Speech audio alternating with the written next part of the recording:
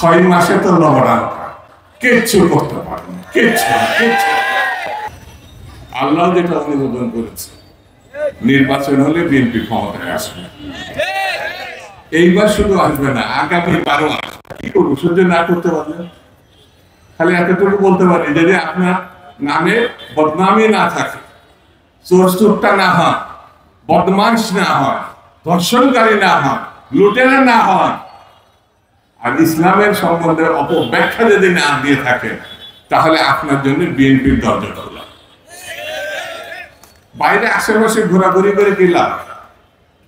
BNP ছাড়া বিকল্প দল নাই ছিল।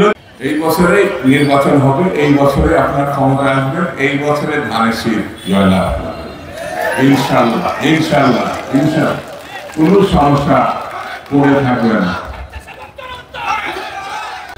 ওইসব ছেলে পেলে বলছে তারা খুব জনপ্রিয়। ভালো বাবা, ইলেকশনে আসো, তোমাদের নামে যেসব কথাবার্তা আছে, আমরা তো ছাত্র ছিলাম, তোমরাই যে একমাত্র গণপ্রত্যান করছে এমন না তো, আমরা তো 90 গণপ্রত্যান করছি না? কানে যে নানা কথা আসে। বিএনপি ক্ষমতায় গেলে আওয়ামী পরিবার, আওয়ামী লীগ সরকার, এমপি, মন্ত্রী, সেখান থেকে শুরু হবে তদন্ত। যেদিন ক্ষমতা নেবে তার দিন পর্যন্ত তদন্ত হবে। এর ভিতরে বুড়া থাকবে, কাচ্চা বাচ্চা থাকবে। আপনারা রূপান টাওয়ারে চাকরি করেন না, ব্যবসা করেন না, কিছু করেন না, 2টো ফ্লোর নিয়েছেন। কার টাকায় নিয়েছেন? ফ্লোর নিয়েছেন না? পত্রিকা দেখে না? যে গাড়িতে চলে, আমরা তো শেষ বয়সে এত দামি গাড়িতে আমরাও চড়ি না। আমরা ছাত্র নেতা ছিলাম, এমপি ছিলাম, আমাদের মহাসচিব আপনাদের ঠাকুরগাঁর লোক, তো সে কি জীবন যাপন করে, কোন গাড়িতে চলে, এবং তার তো একটা পরিণত বয়স। দেখবেন যে কালকে যে রাজনীতিতে আসছে, কালকে বলছে এই কারণে এতই ছোট, তারা যে গাড়িতে চলছে, আর 27 মাইল যেতে গিয়ে হেলিকপ্টার চলছে। 100 মাইল না, 27 মাইল পর পর হেলিকপ্টারে যেন একেবারে পাশা মনে আছে, শিকড়ি গজে গিয়েছে। হেলিকপ্টার ছাড়া চলা যায়। বিএনপি নিয়ে টানাটানি করবেন না। আমি এই সভাতে বলে যাই, বিএনপির চ্যালেঞ্জ নেওয়া দরকার। যে কোনো পরিস্থিতিতে, যে কোনো অবস্থায়, বিরূপ ঘটনায় বিএনপির চ্যালেঞ্জ গ্রহণ করে। গণতন্ত্রের জন্য যত রক্ত লাগে, যত প্রাণ দিতে হয়, সব দেবে বিএনপি। গণতন্ত্র প্রতিষ্ঠা ছাড়া, গণতন্ত্র প্রতিষ্ঠা ছাড়া বিএনপি পিছু হটবে না। এখন ছোট দেওয়া আমরা তারিখ শরীফ রহমান তো আসেই নাই, আমরা এই কয়জন সভা করছি। আমাদের ফখরুল ইসলাম আলমগীর সাহেব, আমি তার সঙ্গে একাধিকবার জেল কাটছি। একটা মানুষ কতটা কষ্ট করতে পারে,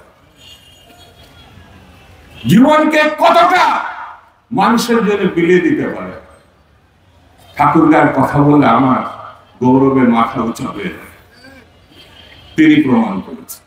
যে দলের নেতা তারেক রহমান আর মির্জা ফখরুল ইসলাম আলমগীর আর বেগম জিয়া, সেই দলকে কিভাবে রুখবে? কে আছে রুখা? সেই জন্য বন্ধুরা, হ্যাঁ, নেতৃত্ব নিয়ে দলের ভিতরে নানা একটু টানাটানি থাকতে পারে, তবে সমস্যাগুলো আমরা ধরে আগে দলকে আমরা নির্বাচনে বিজয় লাভ করাতে চাই। দলকে, জোরে বলেন, দলকে। যখন আপনারা এইভাবে উচ্ছ্বাসিত, এই গরমের মধ্যে কষ্ট ভাত না খেয়ে আপনারা বসে থাকেন, তখন আগের দিনে যে সরকার হয়, সেই সরকার এই সমস্যাগুলো মোকাবেলা করতে পারে। সেই সরকার বেগম জিয়ার সরকার, সেই সরকার তারেক রহমানের সরকার, সেই সরকার জনতার সরকার, সেই সরকার মির্জা ফখরুল ইসলাম আলমগীরের সরকার, ঠিক কিনা? আবার ঠান্ডা বেড়ে গেল, জোরে বলেন ঠিক কিনা? ঠিক কিনা? ঠিক কিনা? চ্যালেঞ্জ কে কেউ বলছে না নির্বাচন জাতীয় সংসদের কেন, স্থানীয় সরকারের নির্বাচন হলেই তো হয়, বলছে না? বিএনপি কিন্তু একজনের নমিনেশন দেয়নি, দিয়েছে? একজনও দিয়েছে? কোন দলটি? সব জায়গায় মানে মনোনয়ন দিয়ে যাচ্ছে, একটা মাত্র দল। ভাই নাম বলেন না, আবার যে বলবে তখন দেখবেন সোশ্যাল মিডিয়াতে খালি বিএনপির পিছনে এমন ভাবে লাগবে, মনে হবে যে বিএনপি কে কাট করে ফেলতে না পারলে তাদের আর কাজ না।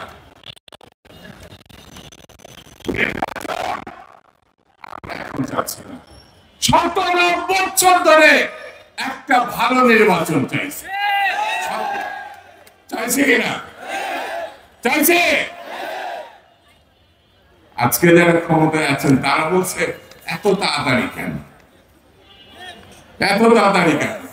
আরে আপনার কাজটাকে